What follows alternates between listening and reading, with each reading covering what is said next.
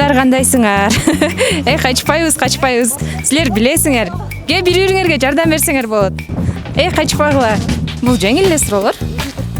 Кыргыз адабиятынын тарыхында эң алгачкы көзсү. Кыргыз тилинде окусаңар анда Мен адашып эле келип алгам кыргыз тилге. бир суроо алып жооп берип көрбөйсүңөр. Аракет кылсаңар болот бири-бириңерге жардам берип. Кел. Негизгисин айтып. Негизгиси Что сен айтасыз?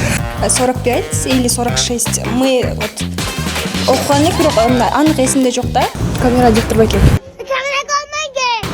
Сага келет ам сага. Биз сурамжылоо жүргүзүп аттык эле. Бир суроо алып жооп берип көрбөйсүңбү? Кыргыз адабият тарыхында эң көп китеби басылып чыккан жазуучу Чыңгыз Айтматов. Оңгу жолдогу үч негизги багуулук. А тамгасы менен башталат экен. Ортосунда стан деген бар, аягы дагы А менен бүтөт. Бул кайсы сөз? А менен башталып, А менен аякталды. Особенно сөзүнүн кыргызчасы. Но Куттуктайбыз, азаматсыңар. Билбейт болчу, мен үчүн жаңы информация болду. Рахмат. Биздин белегибиз бар. Атайын силердин факультеттин атынан. Чоң рахмат.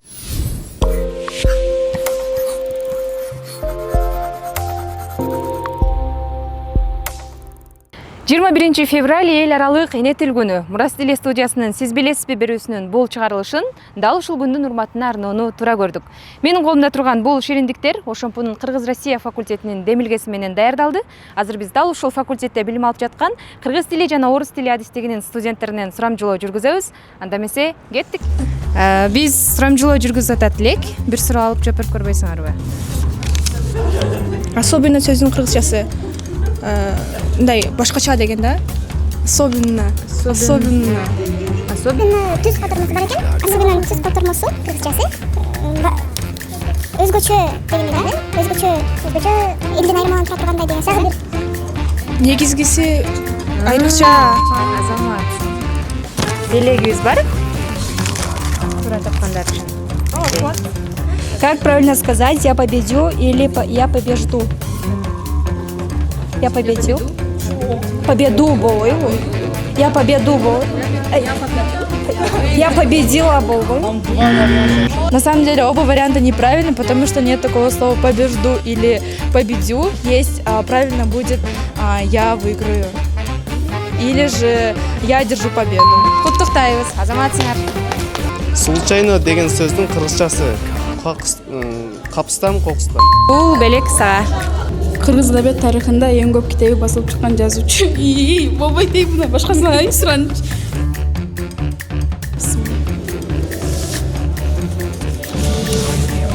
Кыргыз адабиятынын тарыхында эң алгачкы пьеса. Өлбөдүм. Мына пьеса эмне? Өчүп турачы. Камеру вырубай. Пока что сөзүнүн кыргызчасы.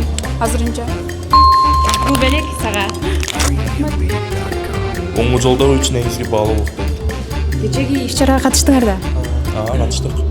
Оңгу жолдогу үч негизги баалуулук бул биринчиси атам экен. Када салт. Үчүнчүсү эле. Силерге байланыштуу. Бүгүнкү даталуу күнгө дагы байланыштуу. Тил да, эне тил. Саламатсыңарбы? Качпагыла. Бул жеңил эле суроолор. Биз сурамжылоо жүргүзүп аттык эле, Камера диктор баке. Оңдон жана солдон окуганда өзгөрүүгө учурабаган сөздөр. Силер жардам берсеңер болот. Оңдон солдон. Мисалы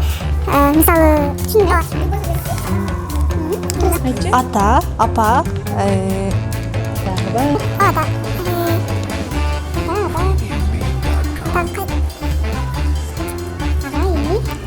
ини, ага, Ушулар, ооба, ушулар. Кийик деген дагы сөз бар экен кыргыз тилинде. Оңдон дагы, солдон дагы. Ушул силердин Кыргыз-Россия факультетинин атынан. Бир суроо алып жооп берип көрбөйсүңбү? Сен кайсы адистикте окуйсуң? Музыкалный, да? А тамгасы менен башталган орус ортосу стан аягына така тамгасы менен бүткөн ал кайсы сөз? Мен түшүндүрүп берейинчи. А тамгасы менен башталат экен. Ортосунда стан деген бар, аягы дагы А менен бүтөт экен. Бул кайсы сөз? А менен башталып, А менен аякталды. Оңой эле негизи айтып койдук да. Астана.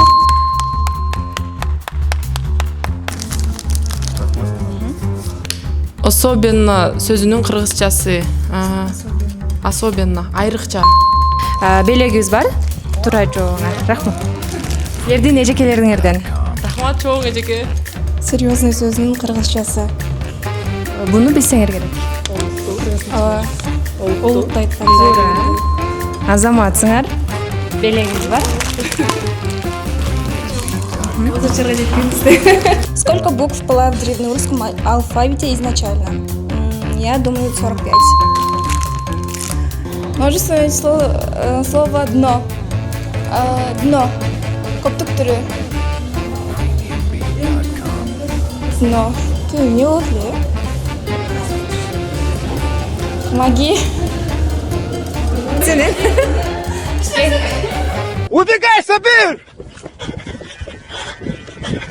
Убегай!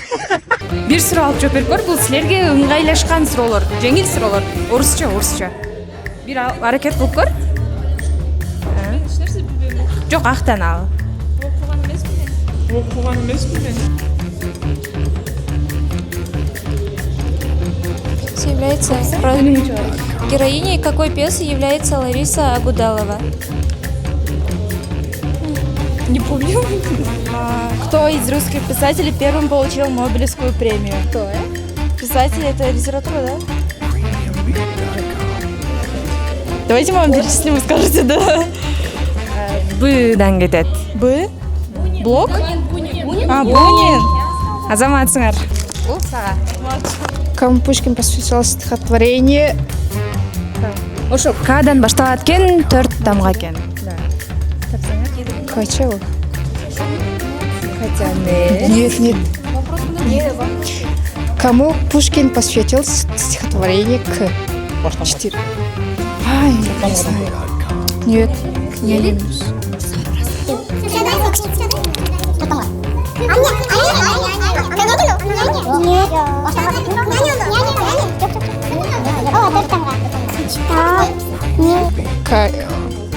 Карн? Каня? Керн, да. К кому роду относится слово кофе? Всего хорошего! К среднему роду? Биздин белегибиз бар? Атайын силердин факультеттин атынан. Чоң рахмат. Азаматсың. Героиней какой пьесы является Лариса Агудалова? Лариса Агудалова. Героиней какой пьесы является Лариса Агудалова? Бесприданница? Азаматсың. Белегибиз бар?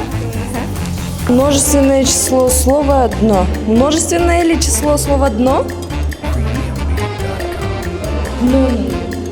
Дно, губки. В русском языке Есть такие слова, которые у которых нет таких вариантов. Множественный вариант роджов, например, пальто, пальто лорды, пальто лорды, это просто пальто. Как и вот это слово, просто тунгуюктар. 2 hours later. Пальтода чоң гана туңгуюк, дно. Бар экен. Да.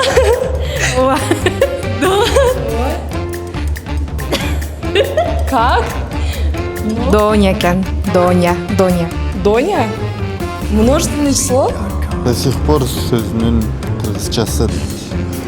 До сих пор келелек. Дагы деле алигиче эле го дейм. Эмгиче келе. Азаматсыз тура. Биздин белегибиз бар?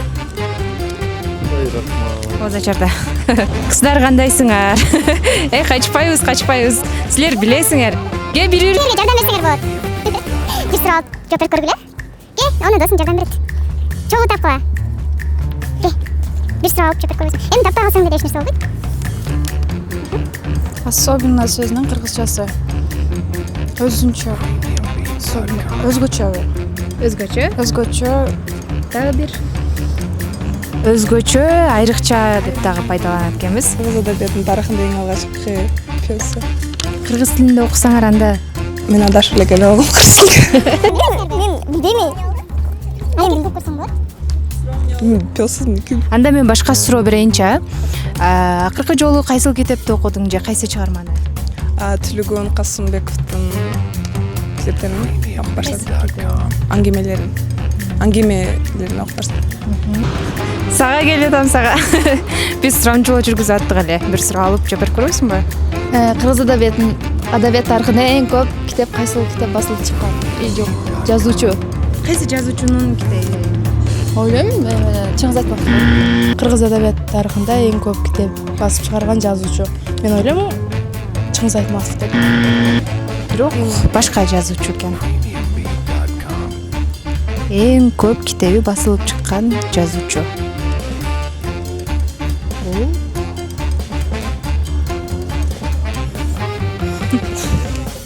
Рахматчы. Башка тилдерди билгенибиз бул албетте жакшы, бирок ошол эле учурда өз эне тилибизди дагы унутта калтырбайлы. Өзүңүздөр көргөндөй, бүгүнкү сурамжылоо дал ушундай жыйынтыкты көрсөттү. Сиздер менен Мурас Теле студиясынын Сиз билесизби рубрикасы жана мен Айданек Сагынбек кызы болдум. Кийинки чыгарылыштан жолугушканча, сиз билесизби? Эми сиз дагы да көбүрөөк билесиз.